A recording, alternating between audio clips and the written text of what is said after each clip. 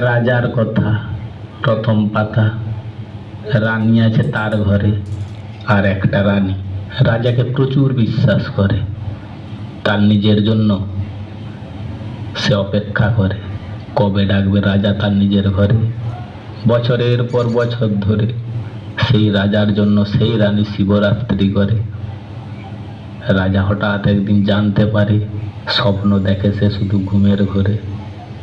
রানীর মুখটা একদিন দেখলো সে ভোরে। রাজা চিন্তা করে কিভাবে এই সংবাদটা পাঠাবে তার ঘরে। রাজা 24 ঘন্টা পেপার পড়ে, ইন্ডিয়া টিভি বলল একদিন সবাইকে খবরের ভেতরে। আজ তক নিউজ পড়ে আর রানীর কথাটা মাঝে মাঝে রিপিট করে। বাকি সংবাদ এই খবরটা জোগাড় করে। রানী এই খবরটা শোনার পরে খবরটা কি করে দিবে তাহলে রানী রাজারে। ছদ্মবেশ ধরে একটা কথা হঠাৎ একদিন জিজ্ঞাসা করলো রাজা।